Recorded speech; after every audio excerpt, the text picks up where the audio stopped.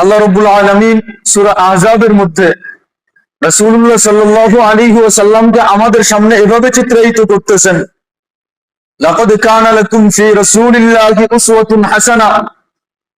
তোমার জীবনে যদি কাউকে আইডল মানতে চাও, সে হইতেছে মুহাম্মাদুর রাসূলুল্লাহ সাল্লাল্লাহু আলাইহি ওয়াসাল্লাম। সুতরাং আমার জীবনের শুরু থেকে নিয়ে শেষ পর্যন্ত, জন্ম থেকে মৃত্যু পর্যন্ত, আমার পুরা জীবন, আমার পুরা যৌবন, আমার সংসার, আমার বিবাহ শাদী, আমার সন্তান লালন পালন করা, আমার আত্মীয় স্বজন, আমার পরিবার, আমার সামাজিকতা, আমার রাষ্ট্র, পুরা পৃথিবী, আমার প্রত্যেকটা ক্ষেত্রে আমার জীবনে আমি যাকে মডেল আর আইকন বানাবো, তিনিই হইতেছেন মুহাম্মাদুর রাসূলুল্লাহ সাল্লাল্লাহু আলাইহি ওয়াসাল্লাম। আল্লাহ তাআলা এই আয়াতের মধ্যে এটাই বলছেন। সূরা আলে ইমরানের মধ্যে আল্লাহ তাআলা বলেন, রাসূলকে যে আমি তোমাদের আদর্শ বানাইছি, আদর্শের জন্য লাগবে মহব্বত এবং ভালোবাসা। যদি কেউ কাউকে মহব্বত আর ভালো না বাসে, কারো প্রতি যদি মহব্বত আর ভালোবাসা না থাকে, তাহলে তার জন্য মানুষ রিস্ক নিতে পারে না। মানুষ তার জন্যই রিস্ক নেয় যার প্রতি মহব্বত আর ভালোবাসা আছে। আপনি সন্তানকে মহব্বত করেন, আপনার স্ত্রীকে মহব্বত করেন, এই কারণে আপনার সন্তান, আপনার স্ত্রীদের জন্য আপনি জীবনকে বিসর্জন দিতেও আপনি চিন্তা করেন না। সন্তানের জন্য নিজের জীবনকে কুরবান করতেও চিন্তা করে না বাবা। নিজের চাকরি এ আমাকে অর্থ দেয়, অর্থের যোগান দেয়, অর্থের ব্যবস্থা করে, যার মাধ্যমে মাস শেষে আমি একটা বেতন পাই, যেটা দ্বারা আমি আমার প্রয়োজনকে পূরণ করি। চাকরির প্রতি, এই দায়িত্বের প্রতি একটা মহব্বত আর ভালোবাসা থাকার কারণে ঝড় হোক, বৃষ্টি হোক, তুফান হোক, গরম হোক, শীত হোক, যাই হোক না কেন, সব কিছুকে উপেক্ষা করে আমি সেই চাকরির জায়গায় উপস্থিত হয়ে পড়ি। ঠিক তেমনি রাসূলুল্লাহ সাল্লাল্লাহু আলাইহি ওয়াসাল্লামের জন্য আমাদের জীবনের প্রতিটা ক্ষেত্রে আইডল আর আইকন হিসেবে গ্রহণের জন্য আল্লাহ তাআলা রাসূলের প্রতি আমাদের ভালোবাসা লাগবে, এটা আমাদের জন্য অবধারিত কইরা দিয়েছেন। রাসূলুল্লাহ সাল্লাল্লাহু আলাইহি ওয়াসাল্লাম হাদিসের মধ্যে বলেন, লা ইউমিনু আহাদুকুম হাত্তা আকুনা আহাব্বা ইলাইহি মিন ওয়ালিদিহি ওয়া ওয়ালাদিহি ওয়ান নাসি আজমাইন। রাওয়ায়াত বুখারী শরীফের রাওয়ায়াত। রাসূলুল্লাহ সাল্লাল্লাহু আলাইহি ওয়াসাল্লাম বলতেছেন, তোমাদের কোন মানুষ ততক্ষণ পর্যন্ত মুমিন হবে না যতক্ষণ না আমি মুহাম্মদ তার কাছে তার আব্বার চেয়ে, তার সন্তানের চেয়ে, পৃথিবীর সমস্ত কিছুর চেয়ে প্রিয় হব, ততক্ষণ পর্যন্ত সে নিজেকে মুমিন দাবি করতে পারে না। হযরত ওমর ফারুক রাদিয়াল্লাহু তাআলা আনহু আসছেন রাসূলের কাছে, বলছে, ইয়া রাসূলুল্লাহ, আমি আপনাকে খুব মহব্বত করি। রাসূল জিজ্ঞেস করছে, বুঝা বলছেন তো? বলে, হ্যাঁ, আমি বুঝাই বলতেছি, আমি আপনাকে খুব মহব্বত করি। আপনার স্ত্রীর চেয়েও বেশি মহব্বত করেন? বলে, হ্যাঁ, আপনার স্ত্রীর চেয়েও বেশি মহব্বত করি। আপনার আব্বা আম্মার চেয়েও বেশি মহব্বত করেন? বলে, হ্যাঁ, আপনার আব্বা আম্মার চেয়েও বেশি মহব্বত করি।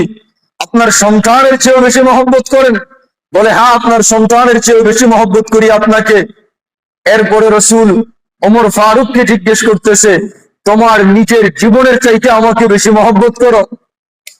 ওমর এইবার বলে, আমার নিজের জীবনের চাইতে আপনাকে বেশি মহব্বত এখনো করতে পারি নাই। আপনি আমাকে হুকুম করবেন, হুকুম করার সাথে সাথে আমার জীবনটা আমি দিয়ে দিব, এতটুকু মহব্বতের জায়গায় আমি এখনো আপনাকে রাখতে পারি নাই। রাসূল বলছে, ওমর, তুমি এখনো মুসলমান হইতে পারো নাই। মুসলমান হইছো, তুমি এখনো মুমিন হইতে পারো নাই। ওমর রাদিয়াল্লাহু তাআলা আনহু কিছুক্ষণ নীরব থেকে এরপরে রাসূলকে বললেন, ইয়া রাসূলুল্লাহ, আমি আপনার সাক্ষী রেখে বলতেছি, আজকের পর থেকে আমি ওমর আমার জীবনের চাইতে আপনি মুহাম্মদকে আমি বেশি ভালোবাসি। তো সাহাবায়ে কেরামদের মহব্বত রাসূলের প্রতি নিজেদের জীবনের চেয়ে বেশি ছিল। উহুদ যুদ্ধের মধ্যে একজন সাহাবী রাসূলের কাছে আসছে, বুখারী শরীফের মধ্যে রওয়ায়াত আসছে, হাতে কিছু খেজুর ছিল, ওই সাহাবী খেজুর খাইতেছিলেন। রাসূলুল্লাহ সাল্লাল্লাহু আলাইহি ওয়াসাল্লামের কাছে খেজুর খাইতে খাইতে আসছে। এটা দেখবেন আমাদের ভিতরে এই স্বভাবটা আছে, হাতে যখন কিছু থাকে আমরাও নিয়ে খাইতে থাকি, হাঁটতে থাকি, চলতে থাকি। অনেক সময় রাস্তায় একা থাকলে খাই, লোক থাকলে আবার খাই না, তখন মনে করি আমার প্রেস্টিজে লাগবে। উনিও হাত থেকে নিয়ে খেজুর খাইতেছিলেন, হাতে কয়েকটা খেজুর এখনো আছে। নতুন মুসলমান হইছে, রাসূলুল্লাহ সাল্লাল্লাহু আলাইহি ওয়াসাল্লামের কাছে আসছে। আয়েশা বলছে, ইয়া রাসূলুল্লাহ, এই যে উহুদ যুদ্ধ সামনে চলতেছে, মুসলমানরা লড়াইয়ে ময়দানে সম্মুখ সারিতে উপস্থিত, অপর দিক থেকে কাফেররা মুসলমানদের উপরে আক্রমণ করবে, মুসলমানদের উপরে চড়াও হবে, রক্ত দেওয়া নেওয়া, একজন আরেকজনের উপরে অ্যাটাক আর আক্রমণ করা, লড়াই করতেছে। ইয়া রাসূলুল্লাহ, আপনার কথা অনুযায়ী আমি যদি এই যুদ্ধে ঝাঁপায়া পড়ি আমি পাবো কি? রাসূলুল্লাহ সাল্লাল্লাহু আলাইহি ওয়াসাল্লাম ওই সাহাবীকে বললেন, তুমি যদি এই লড়াইয়ে অংশগ্রহণ করো আল্লাহর জন্য, ইসলামের বিজয়ের জন্য, আল্লাহর কালিমার বিজয়ের জন্য, যদি তোমার মৃত্যু হয় এই মৃত্যু হবে শাহাদাতের মৃত্যু, শাহাদাতের মৃত্যু হলে তোমার ঠিকানা হবে জান্নাতুল ফেরদাউস। ওই সাহাবীর হাতে কয়েকটা খেজুর, খেজুর গুলারে ফালায়া দিয়া, হাতে একটা তরবারি ছিল, তরবারি নিয়ে যুদ্ধের ময়দানে ঝাঁপায়া পড়ছে, লড়াই করতে করতে শহীদ হয়ে গেছে, নিজের জীবনটাকে রাসূলের জন্য কুরবান করে দিছে। আরেকজন সাহাবীর ঘটনা মনে পড়লো। রাসূলুল্লাহ সাল্লাল্লাহু আলাইহি ওয়াসাল্লাম বনু নাজিরের উপরে যখন হামলা করছিলেন, বনু নাজিরকে দেশান্তর করছিলেন, ওই বনু নাজির গোত্রকে যখন অবরোধ করে রাখছিলেন, আগের পরিবেশগুলো, আগের সিস্টেমগুলো, এগুলো মানুষ যেহেতু যুদ্ধ বিগ্রহ প্রচুর পরিমাণে হইতো, এই কারণে নিজেদের সেফটির জন্য একটা দুর্গ তৈরি করত। এই যে বিগত 200-300 বছর আগেও এখনো অনেকগুলো দুর্গ আমাদের দেশেও পাওয়া যায়, লালবাগ, এরপরে আহসান মঞ্জিল, এগুলো তো অনেকেই মনে হয় দেখছেন, না দেখলেও নাম তো শুনছেন। এগুলো দুর্গ সিস্টেমে করা, চতুর্দিকে বড় প্রাচীর দিয়ে করা, যেন এই প্রাচীর আমাদেরকে সেফটি দেয়। যেখানে তারা বসবাস করবে ভিতরের যে বাউন্ডারি, ওই ভিতরের বাউন্ডারিটাও অনেক মজবুত করে তৈরি করা। এরপরে প্রাচীন আমলের কিছু মসজিদ পাওয়া যায়, একবারে নিখুঁত ভাবে নির্মাণ করা, এক একটা দেয়াল 90 ইঞ্চি, 92 ইঞ্চি, 100 ইঞ্চি, 115 ইঞ্চি। ওই যে কয়রা মসজিদপুর, খানজাহান আলী মসজিদ, ওখানে একটা মসজিদ আছে। এইদিকে যাইতে এই পাশে রাস্তার ডান পাশে একটা মসজিদ পড়ে, এই মসজিদের পিলার গুলো 90 ইঞ্চি পিলার। এটারে কি দিয়া ভাঙবেন বলেন আপনি? আমাদের এগুলাতে একটু বড় ধরনের আঘাত করলে টাইলস ভেঙে যাবে, টাইলস বের হইলে দেয়াল বাইর হয়ে আসতেছে, হয়তো বা 10 থেকে 12 ইঞ্চি দেয়াল করা। তো 90 ইঞ্চির সামনে আমাদের এই দেয়াল কিচ্ছু না।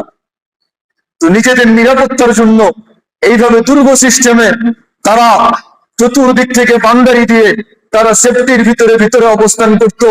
রাসূলুল্লাহ সাল্লাল্লাহু আলাইহি ওয়াসাল্লাম একটা গোত্রকে বাহির দিক দিয়ে অবরোধ করছে, ভিতর থেকে একজন রাখাল, যে এখনো মুসলমান হয় নাই, বের হয়ে আসছে, মুসলমানদের হাতে বন্দী হয়ে গেছে, ধইরা নিয়ে আসছে রাসূলের কাছে।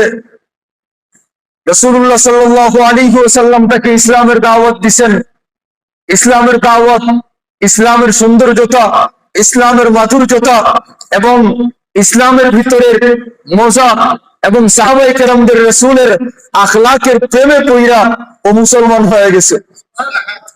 রাসূলকে জিজ্ঞেস করছে, ইয়া রাসূলুল্লাহ, এখন আমার কাজ কি? রাসূল ওই সাহাবীকে বললেন, রাখাল ছিল, তাকে লক্ষ্য করে বললেন যে এখন তো কোনো নামাজের সময় না, আমি তোমাকে নামাজের কথা বলবো, রমজান মাসেও না, আমি তোমাকে রোজা রাখার কথা বলবো। আর যারা জিহাদের জন্য লড়াইয়ের ময়দানে থাকে, রমজানের রোজা না রাখারও অনুমতি তাদের আছে, কারণ তারা মুসাফির হিসাবে থাকে। রাসূলুল্লাহ সাল্লাল্লাহু আলাইহি ওয়াসাল্লাম তাকে লক্ষ্য করে বললেন, সামনে লড়াই চলতেছে, তোমাকে আমি এখন তোমার উপরে সর্বপ্রথম ইসলামের যে বিধান সেটা হইতেছে এই লড়াইয়ের ময়দানে তুমি অংশগ্রহণ করবে। রাসূল বলছেন, ওই সাহাবী সদ্য মুসলমান হওয়া, রাসূলের কথাতে ওই লড়াইয়ের ময়দানে ঝাঁপায়া পড়ছে, রাসূলের মহব্বতে, রাসূলের ভালোবাসায়, রাসূলের এক নির্দেশে মুসলমান হওয়ার কিছুক্ষণ পরে নির্দেশ পালনার্থে লড়াই করতে করতে জীবন দিয়া দিয়া জান্নাতকে নিজের উপরে আবশ্যক কইরা দিছে। এই হইতেছে রাসূলের প্রতি সাহাবায়ে কেরামের মহব্বত এবং ভালোবাসা। আলে ইমরানের মধ্যে আল্লাহ তাআলা এটাই বলছেন, কুল ইন কুনতুম তুহিব্বুনাল্লাহ ফাত্তাবিউনি ইউহিব্বুকুমুল্লাহ। মানুষ, আমি তোমাদেরকে একটা ছোট্ট জীবন দান করছি, এই জীবনটা আমারই দেওয়া। আজকে তুমি বিরাট কিছু, আল ইয়াউমা আনতা শাইই, আজকে তুমি বিশাল কিছু, মা কুনতা বিশাইই, একটা দিন ছিল তুমি কিছুই ছিল না, দুনিয়ায় তোমার কোনো অস্তিত্ব ছিল না, কোনো আলোচনাও ছিল না, যদিও ছিল মা আমমাহিনা, এক ফোঁটা তুচ্ছ পানি, ফি সলবি আবিকা ওয়া তারাইবি উম্মিকা, বাপের পিঠে মার সিনার মধ্যে আবদ্ধ ছিল। আখরাজতু, আমি ওইখান থেকে বাহির করছি। জামাতু ফি বতনি উম্মিকা, মার পেটের ভিতরে দুই পানিকে একত্রিত করছি। বসাইতু ফিল হিসাব, পর্দা দিয়ে আবদ্ধ করছি। ফি সালাসি জুলুমাতিন, তিনটা অন্ধকারের ভিতরে, তিনটা পর্দার ভিতরে। সুম্মা রব্বাইতু, আমি ভিতরে লালন পালন করছি। এক ফোঁটা তুচ্ছ পানি, আল্লাহ তাআলা বলেন আমার হাতের ছোঁয়া লাগতে দেরি, সুম্মা থামা, এটা রক্ততে পরিণত হইতে দেরি হয় নাই। সুম্মা মুদগা, আবার আমার হাতের ছোঁয়া লাগতে দেরি, এটা একটা গোশতের টুকরায় পরিণত হইছে। সুম্মা কাসাইতু আলাইহি লাহমা, এর উপরে আমি গোশতের আবরণকে নিখুঁত ভাবে চড়াইয়া দিছি। ফালাম্মা তাম্মাত মুদ্দাতু আশহুরিন, যখন তোমার দুনিয়াতে আগমনের সময় হয়ে গেছে, নতুন বিয়ে শাদী করার পরে চলে গেছে বর্ডারের ওই পারে জীবিকার তাগিদে, 3 মাস 4 মাস 6 মাস যাওয়ার পরে এপাশ থেকে ফোন গেছে, সুসংবাদ গ্রহণ করো, বাচ্চা কনসেপ্ট কইরা ফেলছে, তুমি বাবা হইতে চলছ। ওই দিক দিয়েও হাসির জোয়ার বইতে থাকে, এই দিক দিয়েও সবার ভিতরে একটা হাসির বন্যা বইতে থাকে। একজন নতুন মেহমান দুনিয়াতে আগমন করতেছে।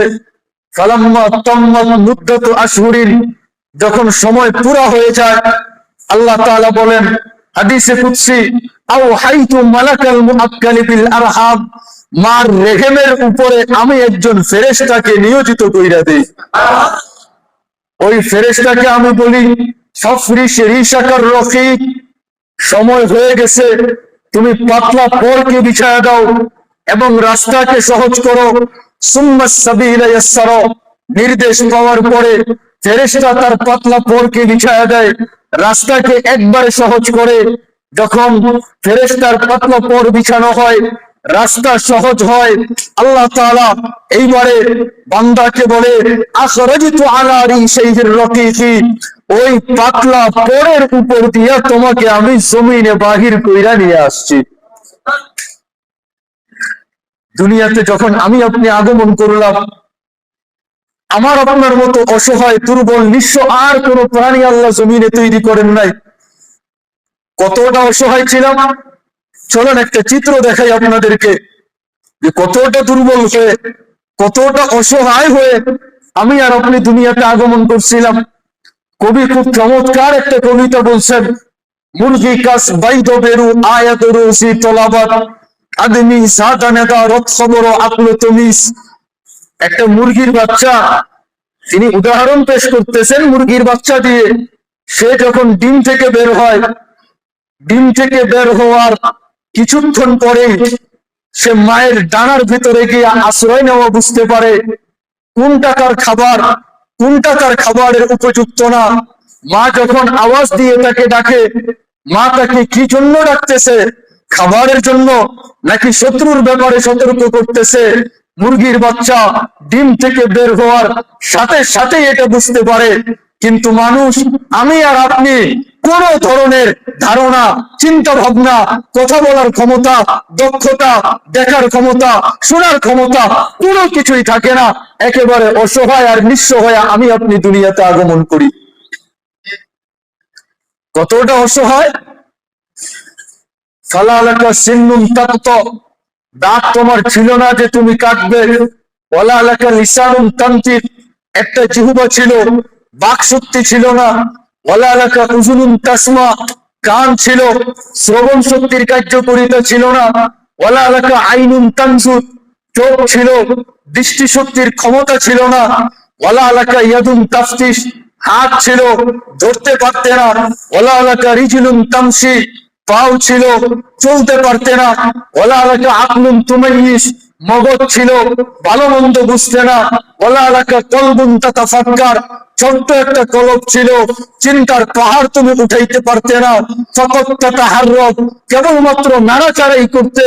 কুনতা সগীরা, বড় ছোট ছিলে তুমি। কুনতা দাঈফা, বড় দুর্বল ছিলে তুমি।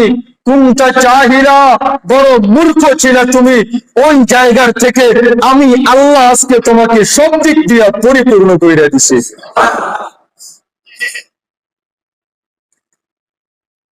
কিছুই ছিল না, শুধু একটা জিনিস আমি তোমাকে শিক্ষা দিছিলাম, আল্লামতুকাল বুকা, আমি তোমাকে কান্না শিক্ষা দিছিলাম। আর কান্না শুধু শিক্ষা দেই নাই, বরং কান্নার সাথে আমি ভালোবাসার একটা জাদু মিশাইয়া দিছিলাম, যে কারণে তুমি কান্নার সুর তুলতে দেরি হইতো। মা, কোন মা তার কোন কাজকে দেখে নাই, বাচ্চার কান্না গিয়ে যখন মায়ের কানে আসতো, প্রত্যেকটা মা তার কাজকে আপন জায়গায় ফেলে দিয়ে, রান্নাকে আপন জায়গায় ছুটায় দিয়ে, ছেড়ে দিয়ে দৌড়ায় ছুটছে বাচ্চার কাছে, বাচ্চারে কোলে নিছে। বাচ্চার কি দরকার? ওই কান্নাই শুধু পারে, আর কিচ্ছু পারে না। কান্না, এটা কি তার পেশাব পায়খানার জন্য, নাকি ক্ষুধা নিবারণের জন্য, নাকি অসুস্থতার জন্য, শরীরের খারাপ লাগার জন্য? যেই কান্নাই সে কাঁদতো না কেন, আল্লাহ তাআলা মায়ের হৃদয়ের ভিতরে এই কান্নার সাথে একটা এমন কানেকশন কইরা দিছে, যেই কানেকশনের মাধ্যমে ওই কান্না দিয়ে মা বুঝতে পারতো যে এই বাচ্চা কি জন্য কান্না করতেছে। দুনিয়ার কোনো খাবার আমার আপনার জন্য উপযুক্ত ছিল না, দুনিয়ার কোনো খাবার আমি আপনি খাইতে পারতাম না। আল্লাহ রাব্বুল আলামিন বলেন, আম্বাতু লাকা ইরতাইনি রাকিতাইনি ফি সাদরি উম্মিক, তোমার খাবারের জন্য আমি মার সিনার ভিতরে দুইটা পাতলা রগকে জারি করছি। লাবানান খালিস, যেখান থেকে একেবারে পিওর দুধ আসতো, যেই দুধের মধ্যে আজ পর্যন্ত ভেজাল যুক্ত হয় নাই, কিয়ামত পর্যন্ত কেউ ভেজাল যুক্ত করতে চাইলেও পারবে না। বারিদান ফিস সাইফ, গরমের ছোঁয়া লাগতে দেরি। গরম চাই সেটা মৌসুমের হোক, আর চাই সেটা আর্টিফিশিয়াল হোক। আর্টিফিশিয়াল বুঝছেন? আমাদের তৈরি করা এসি, এসির ঠান্ডা আমাদের তৈরি করা। গরম চাই আর্টিফিশিয়াল হোক, চাই মৌসুমের হোক, গরম হওয়া দরকার। গরম লাগলেই ওই দুধকে বাচ্চার জন্য যতটুকু ঠান্ডা করা দরকার, নাতিশীতোষ্ণ করে আমি বাচ্চার গলার ভিতরে ওই দুধকে পৌঁছায় দিছি। ওয়াহাররারতু ফিশ শিতা, মায়ের শরীরে ঠান্ডা লাগতে দেরি, চাই ঠান্ডা মৌসুমের হোক আর চাই আর্টিফিশিয়াল হোক, ঠান্ডা যেমনই হোক না কেন, এই ঠান্ডা লাগতে দেরি আমি ওই দুধকে বাচ্চার জন্য গরম করে যতটুকু তার জন্য পারফেক্ট, যতটুকু তার শরীরের জন্য উপযুক্ত, ওই পর্যায়ে ওই দুধটাকে নিয়ে গিয়ে আমি বাচ্চার মুখের ভিতরে ওই দুধটাকে পৌঁছেছি। একটু আগে তুমি মার পেটে ছিলে, কোনো প্রয়োজন তোমার ছিল না, সমস্ত প্রয়োজনের ঊর্ধ্বে ছিলে। এখনই তুমি জমিনে পা রাখতে চলছো, চতুর্দিক থেকে প্রয়োজনগুলো আমার আপনার উপরে ঝাঁপায়া পড়া শুরু করে। একটু আগে লম্বা 6 মাস, 7 মাস, 8 মাস মার গর্ভে ছিলে, কোনো প্রয়োজন ছিল না। না খাবার দাবারের প্রয়োজন ছিল, না পোশাক আশাকের প্রয়োজন ছিল, না ঔষধপত্রের প্রয়োজন ছিল, না বাসস্থানের প্রয়োজন ছিল, না বিবাহ শাদীর দরকার ছিল, না সন্তানাদির প্রয়োজন ছিল, না সুস্থতা অসুস্থতার প্রয়োজন ছিল। সমস্ত প্রয়োজনের থেকে তুমি ঊর্ধ্বে ছিলা। এই এখনই জমিনে পা রাখতে দেরি প্রয়োজন চতুর্দিক থেকে তোমার উপরে ঝাঁপায়া পড়তে শুরু করছে। এখন খাবার দাবারের প্রয়োজন, পোশাক আশাকের প্রয়োজন, বাসস্থানের প্রয়োজন, ঔষধপত্রের প্রয়োজন। একটু সময়, কয়েক ঘন্টা তোমার ভিতরের ময়লা যদি বের না হয়, আব্বা আম্মা পেরেশান হয়ে যায়, দাদা দাদি ছুটাছুটি শুরু করে, হাসপাতাল মাথায় তুলে ফেলে যে বাচ্চা আসলো, সুসংবাদ, আজকে 5 ঘন্টা হয়ে গেছে, 6 ঘন্টা হয়ে গেছে, বাচ্চা এখনো কেন কান্না করে না, এখনো কেন পেটের ময়লা বের হয় না। মানে চতুর্দিক থেকে প্রয়োজনগুলো ঝাঁপায়া পড়া শুরু হয়। আল্লাহ তাআলা বলেন, হুয়াল্লাযী খালাকাকুম সুম্মা রাযাকাকুম, আমি আল্লাহ তোমার তৈরি করছি, আমি আল্লাহ তোমার সমস্ত প্রয়োজন পূরণের দায়িত্ব নিজের কাছেই রেখে দিছি। শুধু তোমার একার প্রয়োজন পূরণ করব না, বরং তোমার কারণে ওমা মিন দাব্বাতিন ফিল আরদি ইল্লা আলাল্লাহি রিজকুহা, তোমার একার কারণে জমিনে যত প্রাণীর যত প্রয়োজন আছে, সমস্ত প্রাণীর সমস্ত প্রয়োজনকে আমি তোমার একার কারণে আমি পূরণ করব। যতদিন তুমি থাকবা ততদিন পূরণ করব, যখন তুমি থাকবা না তখন আর কারো প্রয়োজনকে পূরণ করব না, বরং আমি আর এই পৃথিবীকেই রাখবো না। এটা কেমন? বিয়ের বাড়িতে বউ ভাত খাওয়ানো হয়, বৈরাত খাওয়ানো হয়, ছেলের বাড়িতেও খাওয়ানো হয়, মেয়ের বাড়িতেও খাওয়ানো হয়। ছেলের বাড়িতে খাওয়ানো হয় মেয়েকে কেন্দ্র করে, কনের বাড়িতে খাওয়ানো হয় বরকে কেন্দ্র করে, একজন মানুষকে কেন্দ্র করে হাজার মানুষের মেহমানদারি হয়। ঠিক তেমনি দুনিয়াতে তোমাদের থাকার কারণে যত মাখলুক আছে, এই সমস্ত মাখলুকের সমস্ত প্রয়োজন আমি তোমাদের কারণে পূরণ করি।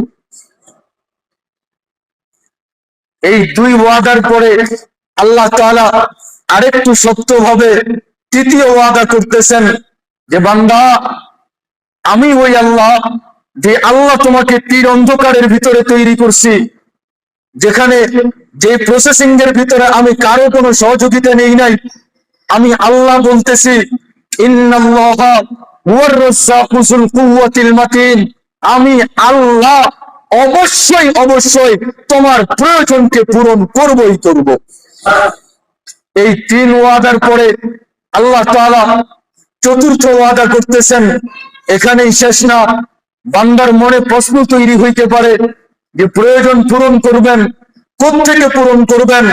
আল্লাহ তাআলা বলেন, একটু চোখ দুইটা উপরে উঠে আসমানের দিকে তাকায়া দেখো, ওমা নুনাজ্জিলুহু ইল্লা বিকদারিন মা'লুম, তোমার প্রয়োজন পূরণের জন্য সমস্ত ব্যবস্থা আমি আসমানের মধ্যে ফয়সালা কইরা রাখছি। তবে সব আমি তোমাকে একবারে দিব না, ওমা নুনাজ্জিলুহু ইল্লা বিকদারিন মা'লুম, বরং যেই সময়ে যেই প্রয়োজনে তোমার যতটুকু দরকার, যতটুকু প্রয়োজন, যেই সৃজনে যেটা দরকার, যেই ঋতুতে যেটা প্রয়োজন, যেই সময়ে যেটার মুখাপেক্ষী, ওই সৃজনে, ওই ঋতুতে, ওই প্রয়োজনে আমি ততটুকু তোমার দুয়ারে নিয়ে পৌঁছায় দিব। এই 5 ওয়াদার পরেও আল্লাহ তাআলা আরো একটা ওয়াদা করতেছেন, তাবদু খিমাসা ওয়া তারুউ বিতানা, যে বান্দা শুধু একটা জিনিস যদি তুমি তোমার জীবনে করতে পারো, একটা জিনিস কি, আমার সঙ্গে সম্পর্ক করতে পারো, তোমার এই ছোট্ট জীবনে আমাকে আপন বানাইতে পারো, তাহলে এই 5ম ওয়াদার পরে আল্লাহ আরো একটা ওয়াদা করতেছেন, তাবদু খিমাসা ওয়া তারুউ বিতানা, আল্লাহ তাআলা তোমাকে পাখিকে যেভাবে রিজিক দেয়, লা রাযাকাকুম কামা ইয়ারযুকুত তাইর, পাখির মতো আমি তোমাকে রিজিক দিয়া পালবো। পাখিকে আমি কেমনে পালি? সকালবেলা যখন ঘর থেকে বের হয় একেবারে খালি পেট নিয়ে বের হয়, বিকাল বেলা যখন ঘরে ফিরে একেবারে পেট ভইরা সে তার ঘরে ফিরে। কখনো তার সঞ্চয় করতে হয় না, কখনো ভবিষ্যৎ নিয়ে ভাবতে হয় না। কোনোদিন আমি কোনো পাখিকে না খাওয়াইয়া রাখি নাই। যেমনি ভাবে পাখিকে আমি প্রত্যেক দিন সকাল বিকাল খানার ব্যবস্থা করি, তেমনি ভাবে আমি তোমাকেও পাখির মতো কইরা সকাল বিকাল তোমার রিজিকের ব্যবস্থা কইরা দিব। তো লাগবে শুধু ওই আল্লাহকে এই জীবনে পাইতে হবে। এখন প্রশ্ন আসে যে আল্লাহ তো বিরাট বড়, আল্লাহ তো বিশাল সত্তা, লা তারাহুল উয়ুন, যে আল্লাহকে চোখে দেখা যায় না, ওয়ালা তুখালিতুহুজ জুনুন, যে আল্লাহকে ধ্যান ধারণায় আনা যায় না। ওয়ালা ইয়াসিফুহুল ওয়াসিফুন, গুণাগুণ বর্ণনা করে শেষ করা যায় না। ওয়ালা তুগাইয়িরুহুল হাওয়াদিস, কালের আবর্তন বিবর্তন যার কোনো ক্ষতি করে না। ওয়ালা ইয়াখশাদ দাওয়াইন, এই যে দুর্যোগ, পৃথিবীর যে অসুবিধা সমস্যা, এগুলো কোনো ক্ষতি করে না। আল্লাহ তো শুধু আল্লাহ না, বরং আল্লাহ রাব্বুল আলামিন সূরা বনী ইসরাঈলের মধ্যে বলছেন ওয়ালিল্লাহিল আসমাউল হুসনা, আল্লাহ তাআলার অনেকগুলো সিফাতি নাম আছে আল্লাহর বাইরে। রাসূলুল্লাহ সাল্লাল্লাহু আলাইহি ওয়াসাল্লাম একটা হাদিসের মধ্যে রাসূল আল্লাহ তাআলার 99টা নাম বর্ণনা করছেন। 99টা নাম বর্ণনা করছেন। এগুলার অর্থ করতে গেলে অনেক সময় লাগবে। অর্থ আপনাদের খতিব সাহেব, ইমাম সাহেবের কাছ থেকে শুনে নিয়েন। আজকে শুধুমাত্র আমি নামগুলো বলে চলে যাইতেছি। 99টা আল্লাহ তাআলার সিফাতি নাম।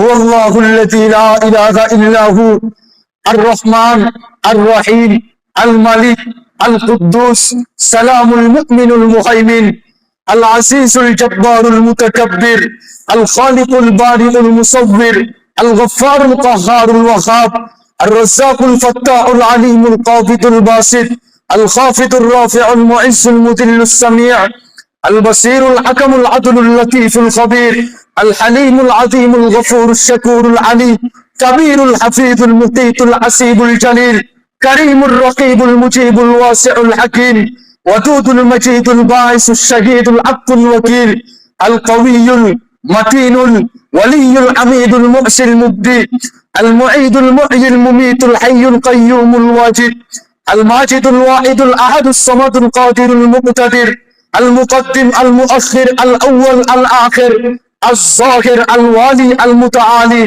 البار التواب المنتقم العفو الرؤوف مالك الملك ذو الجلال والإكرام المقسط الجامع الغني المغني المانع الضار النافع النور الهادي البديع الباقي الوارث الرشيد الصبور।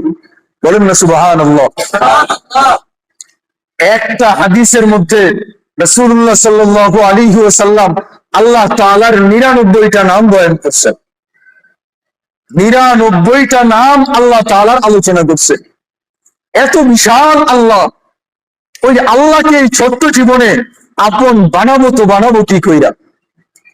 আজকের এই সিরাতুন নবীর মাহফিলে চলেন আমরা অঙ্গীকার করি আমাদের এই ছোট্ট জীবনে আমরা আল্লাহকে আপন বানাবো ইনশাআল্লাহ। একটু হাত দুইটা দেখান আল্লাহকে। আমরা আল্লাহকে আপন বানাইতে চাই। আল্লাহ আপনি আমাদেরকে তৌফিক দান করেন, আমিন। একটা ছোট্ট আমল লাগবে। আল্লাহ তাআলা নিজে বইলা দিছে, যদি আমাকে আপন বানাইতে চাও, যদি আমাকে পাইতে চাও, যদি আমার সঙ্গে সম্পর্ক করতে চাও, কুল ইন কুনতুম তুহিব্বুনাল্লাহ, যদি আমাকে পাইতে চাও, আমার সঙ্গে সম্পর্ক করতে চাও, ফাত্তাবিউনি, তোমরা মুহাম্মাদুর রাসূলুল্লাহ এর অনুসরণ করবে। ইউহিব্বুকুমুল্লাহ, যদি মুহাম্মাদুর রাসূলুল্লাহকে জীবনে আদর্শ হিসাবে গ্রহণ করো, মুহাম্মাদুর রাসূলুল্লাহ এর আদর্শকে গ্রহণ করো, মুহাম্মাদুর রাসূলুল্লাহকে তোমাদের জীবনের প্রত্যেকটা ক্ষেত্রে আইডল বানায় নাও, তাহলে আমি আল্লাহ তোমার জীবনে আমি আপন হয়ে যাব। আল্লাহ তাআলাকে পাওয়ার জন্য লাগবে মুহাম্মাদুর রাসূলুল্লাহ। এই কারণে আল্লাহ তাআলা কালিমার 2টা অংশ রাখছে। প্রথম অংশ লা ইলাহা ইল্লাল্লাহ, দ্বিতীয় অংশ মুহাম্মাদুর রাসূলুল্লাহ। অর্থাৎ আল্লাহকে যদি পাইতে হয়, কালিমার প্রথম অংশ যদি তোমার অর্জন করতে হয়, তাহলে কালিমার দ্বিতীয় অংশ মুহাম্মাদুর রাসূলুল্লাহ তোমার অর্জন করতে হবে। আল্লাহ রাব্বুল আলামিন এই কালিমার সঙ্গে মুহাম্মাদুর রাসূলুল্লাহ এটারে যুক্ত করছেন। শুধু যুক্ত করে ক্ষান্ত হন নাই, বরং লা ইলাহা ইল্লাল্লাহ এর মধ্যে আল্লাহ তাআলা অক্ষর ব্যবহার করছেন মোট 12টা। পরবর্তীতে মুহাম্মাদুর রাসূলুল্লাহ এর মধ্যেও অক্ষর ব্যবহার করছেন 12টা। লা ইলাহা ইল্লাল্লাহ এই 12 অক্ষরের মধ্যে কোনো নোক্তাওয়ালা অক্ষর নাই। কারণ আমরা আরবি ব্যাকরণে পড়ছি, যেই অক্ষরে নোক্তা আছে ওই অক্ষরটা মানের দিক থেকে দুর্বল। কোন নোক্তাওয়ালা অক্ষর যেটা মানের দিক থেকে দুর্বল এমন কোন অক্ষর কালিমার প্রথম অংশ লা ইলাহা ইল্লাল্লাহর মধ্যেও রাখেন নাই। মুহাম্মাদুর রাসূলুল্লাহ এখানেও 12টা অক্ষর, কোন নোক্তাওয়ালা অক্ষর আল্লাহ এখানেও ব্যবহার করেন নাই। আল্লাহ তাআলা নিজের নামের সঙ্গে মিল রাখছেন। আল্লাহ তাআলার নাম জাতি নাম যেটা, সেটা হইতেছে আল্লাহ। একটু উচ্চারণ করেন আল্লাহ, আরেকবার আল্লাহ, আরেকটু আওয়াজ দিয়ে আল্লাহ। আল্লাহ তাআলার জাতি নাম একটা, সেটা হইতেছে আল্লাহ। এই আল্লাহ এর মধ্যে আল্লাহ তাআলা মোট 4টা অক্ষর ব্যবহার করছেন। এই 4টা অক্ষরের মধ্যেও কোন নোক্তাওয়ালা অক্ষর আল্লাহ ব্যবহার করেন নাই। তেমনি ভাবে মুহাম্মদ রাসূলের সবচেয়ে পরিচিত 2টা নাম, এক মুহাম্মদ, 2 আহমদ। এই 2টা নামের মধ্যেও কোন নোক্তাওয়ালা অক্ষর আল্লাহ ব্যবহার করেন নাই। আল্লাহ এর মধ্যে অক্ষর ব্যবহার করছেন 4টা, মুহাম্মদ এর মধ্যেও আল্লাহ তাআলা অক্ষর রাখছেন 4টা, আহমদ এর মধ্যেও অক্ষর ব্যবহার করছেন আল্লাহ তাআলা 4টা। আল্লাহ তাআলা নিজের হাবিবকে, নিজের বন্ধুকে শুধু নিজের সঙ্গে মিলায়া ক্ষান্ত হন নাই, বরং কোরআন শরীফের সঙ্গে মিলাইছেন। কোরআন শরীফের শুরু আলহামদু, আলিফ লাম, এটা কোনো শব্দ না, বরং একটা বাক্যকে নির্দিষ্ট করার জন্য আলিফ লাম যুক্ত করা হয়। যেমন আমি আপনাদেরকে যদি বলি মসজিদ, অনির্দিষ্ট না, অনির্দিষ্ট মসজিদ, কোন মসজিদ কিচ্ছু তো জানি না। যখন বলে দেই মসজিদ কি, বাংলা ব্যাকরণ বুঝলে তো বুঝার কথা, মসজিদ কি, তখন তো নিশ্চিত হয়ে গেল যে এটা মসজিদ একটা, নিশ্চিত হয়ে গেল। ঠিক তেমনি এই অনির্দিষ্টর থেকে নির্দিষ্ট করার জন্য শুরুতে শব্দের আলিফ লাম ব্যবহার করা হয়, এটা কোনো শব্দ না। আপনি যদি কোরআন শরীফের শুরু থেকে আলহামদু আলিফ লামকে বাদ দেন, বাকি থাকতেছে হাম, মুহাম্মদ এবং আহমদ। এখান থেকে মুহাম্মদ থেকে মিমকে বাদ দেন, আহমদ থেকে আলিফকে বাদ দেন, ওখানেও যেমন হাম থাকে এইখানেও তেমন থাকতেছে হামদ। হামদ অর্থ প্রশংসা। আল্লাহ তাআলা কোরআন শরীফ শুরু করলেন প্রশংসা দিয়া, রাসূলের নামও ব্যবহার করলেন প্রশংসা দিয়া। বলেন না সুবহানাল্লাহ। কতটুকু বলবো বলেন, কত আলোচনা করব? রাসূলের শানের আলোচনা শুনতে ভাল লাগে না? ভাল লাগতেছে না? আলাদা একটা মজা আল্লাহ তাআলা ঢুকায় রাখছে এর ভিতরে। হযরত আদম আলাইহিস সালাতু ওয়াস সালাম, আল্লাহ তাআলা যখন, আমাদের আদি পিতা, আমরা সবাই আদম সন্তান, আদম এবং আমাদের আম্মা হাওয়া আলাইহিস সালাতু ওয়াস সালাম, এই 2 জনের মাধ্যমেই পৃথিবী আবাস হওয়া, এই 2 জনের মাধ্যমেই বংশ বিস্তার হওয়া। আমার বাড়ি দিনাজপুর, আপনার বাড়ি এই যে কপিলমুনি, অথবা আমরা যেখানে আছি চাঁদখালী, কমলাপুর, যে যেখানেই থাকি না কেন, আমাদের আদি পিতা প্রথম আমাদের আব্বা আর আম্মা হইতেছেন আব্বাজান আদম এবং আম্মাজান হাওয়া আলাইহিস সালাতু ওয়াস সালাম। আল্লাহ তাআলা যখন আব্বাজান আদমকে বললেন জান্নাতে চলে যাও, জান্নাতের ফয়সালা করছেন। আদম আলাইহিস সালাম জান্নাতে যাওয়ার পরে আল্লাহ তাআলাকে জিজ্ঞেস করতেছে, আল্লাহ, এই যে আপনার নামের সঙ্গে আপনি একটা নামকে ব্যবহার করছেন, আমি এই লোকটার পরিচয় সম্পর্কে জানতে চাইতেছি, এই লোকটাকে। আল্লাহ তাআলা আদমকে জিজ্ঞেস করছে, আদম, এটা কোথায় দেখছেন, কোথায় দেখছো? বলে, আমি প্রথম তো দেখলাম আপনার আরশের নিচে যে একটা কাষ্ঠখণ্ড, যেটাকে লৌহে মাহফুজ বলে, ওই লৌহে মাহফুজের মধ্যে এক পাশে লা ইলাহা ইল্লাল্লাহ, আরেক পাশে লেখা আছে মুহাম্মাদুর রাসূলুল্লাহ। বলে, এরপরে তুই দেখছো? বলে, যখন জান্নাতের ফেরেশতারা আমাকে স্বাগত জানায়া জান্নাতে নিতে আসছে, আমি তাদের প্রত্যেকের কপালের ভিতরে এই কালিমা খচিত দেখছি, লেখা দেখছি। জান্নাতে যখন আসলাম, জান্নাতের গেটের মধ্যেও এই কালিমা লেখা দেখলাম। এখন তো জান্নাতে প্রবেশ করছি, জান্নাতে প্রবেশ করার পরে জান্নাতের প্রত্যেকটা ফল, প্রত্যেকটা পাতা, প্রত্যেকটা গাছ, প্রত্যেকটা বস্তু, সবকিছুর ভিতরে একদিকে লা ইলাহা ইল্লাল্লাহ, আরেকদিকে মুহাম্মাদুর রাসূলুল্লাহ। এই যে আপনার নামের সঙ্গে আপনি মিলায়া লিখছেন মুহাম্মাদুর রাসূলুল্লাহ, এই ব্যক্তিটাকে আল্লাহ তাআলা আদমকে উত্তর দিতেছেন, লাউলাহু লামা খলাকতুকা ইয়া আদম, হে আদম আলাইহিস সালাতু ওয়াস সালাম, কান খুলে মনোযোগ দিয়ে শুনে রাখো, যদি আমি এই মুহাম্মদকে তৈরি না করতাম তাহলে আমি দুনিয়াতে তুমি আদমকেও পাঠাইতাম না, তোমাকেও আমি দুনিয়াতে পাঠাইতাম না যদি আমি এই মুহাম্মদকে তৈরি না করতাম। রাসূলুল্লাহ সাল্লাল্লাহু আলাইহি ওয়াসাল্লামকে আল্লাহ তাআলা সবার শেষে প্রেরণ করছেন, সমস্ত নবীদের শেষে।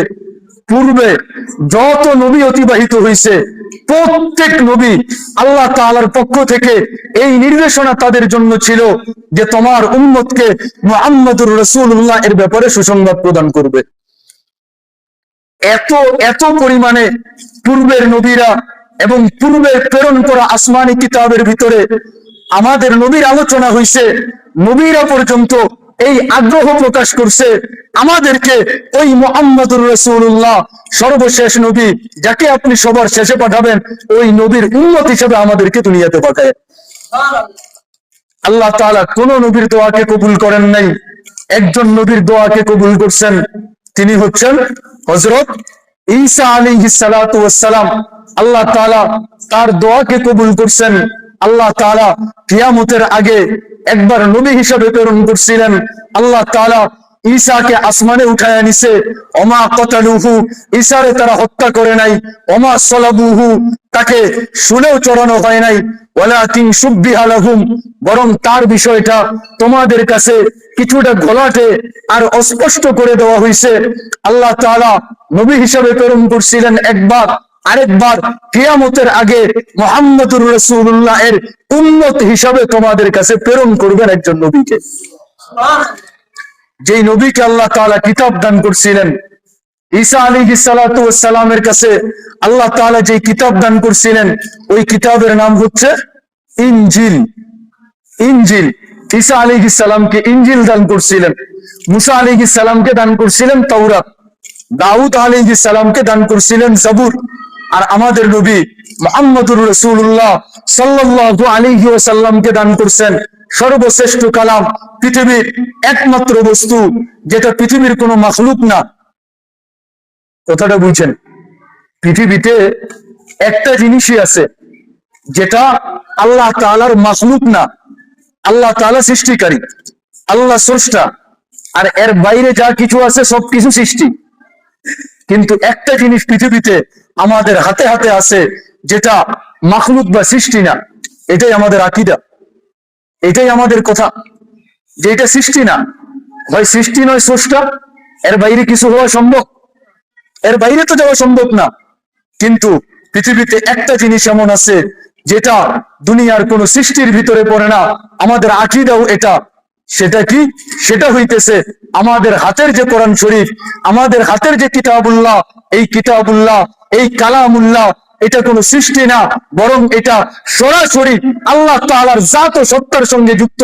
এটা আল্লাহ তাআলার কালাম এবং কথা। বুঝছেন? এটা আল্লাহ তাআলার কথা, এটা কাগজে ছাপানো হয়ে আসছে মাত্র, কিন্তু এই যে আয়াতগুলো, এই আয়াতগুলো এটা আল্লাহ তাআলার কথা, আল্লাহ তাআলার জাত এবং সত্তার সঙ্গে যুক্ত। ওই কিতাব আল্লাহ তাআলা আমাদের রাসূলকে দান করছেন, ওই কিতাব আমাদেরকে আল্লাহ তাআলা দান করছেন। নবীরা পর্যন্ত এমনি এমনি আল্লাহর কাছে দোয়া করে নাই যে আল্লাহ আমাদেরকে পর্যন্ত ওই নবীর উম্মত বানান, আপনি আমাদেরকে। হুজুরকে নিয়ে আসেন। মক্কার কিছু কাফেররা রাসূলুল্লাহ সাল্লাল্লাহু আলাইহি ওয়াসাল্লামের কাছে আসছে, আয়েশা বলতেছে, ইয়া রাসূলুল্লাহ, একটু ঠাট্টা কিছুটা মশকরা করে যে আপনি তো দুনিয়াতে অনেক কারামত দেখাইতেন, আপনি যেটা বলেন সেটাই বাস্তবে রূপ নেয়, আপনার মুখে একটা কথা উচ্চারিত হলেই এটার আমরা বাস্তবায়ন দেখতে পাই। ওই যে আকাশে রাত্রিবেলা আমরা চাঁদটা দেখতেছি, ওই চাঁদটাকে যদি আপনি দুই ভাগ করতে পারেন তাহলে আমরা মুসলমান হয়ে যাব। এমন দাবি কোনো মানুষ করতে পারে? এটা পাগলামি মার্কা দাবি না? আল্লাহ রসুল সাল্লাল্লাহু আলাইহি ওয়াসাল্লাম দরদ নিয়ে, ভালোবাসা নিয়ে, যে আমি যদি আকাশের চাঁদকে দুই ভাগ করার কারণে কিছু মানুষ মুসলমান হয়ে যায়, তারা নিজেদেরকে দোজখ থেকে, জাহান্নাম থেকে জান্নাতি করে ফেলতে পারে, এটাই তো আমার মিশন, এটাই তো আমার দাওয়াত, এটাই তো আমার লক্ষ্য, এটাই তো আমার টার্গেট। রাসূলুল্লাহ সাল্লাল্লাহু আলাইহি ওয়াসাল্লাম তাদের কথাকে গ্রহণ করছেন। বলছে কথা ফাইনাল তো? বলছে হ্যাঁ ফাইনাল, আপনি যদি চাঁদকে দুই ভাগ করতে পারেন আমরা মুসলমান হয়ে যাব। আল্লাহ রসুল সাল্লাল্লাহু আলাইহি ওয়াসাল্লাম পূর্ণিমার চাঁদ আকাশে উদিত ওই চাঁদকে হাতের আঙ্গুল দ্বারা ইশারা করে বলছেন, আল্লাহর হুকুমে চাঁদ তুমি দুই ভাগ হয়ে যাও। রসুল বলতে দেরি চাঁদকে, চাঁদ দুই ভাগ হয়ে এক ভাগ কুবাইস পাহাড়ে, আরেক ভাগ ওখানে অবস্থান করতেছিল। চাঁদ রসুলের নির্দেশ পাওয়া মাত্র দুই ভাগ হয়ে দুই দিকে হয়ে গেছে। চাঁদ দুই ভাগ হয়ে গেছে। হযরত হাসান বিন সাবিত রাদিয়াল্লাহু তাআলা আনহু, হুজুর কই নিয়ে আসেন হুজুরকে। হযরত হাসান বিন সাবিত রাদিয়াল্লাহু তাআলা আনহু রাসূলের সময়কার একজন বড় কবি ছিলেন, অনেক কবিতা আবৃত্তি করতেন। তিনি রাসূলুল্লাহ সাল্লাল্লাহু আলাইহি ওয়াসাল্লামকে নিয়ে একটি কবিতা আবৃত্তি করছেন। কবিতাটি কি?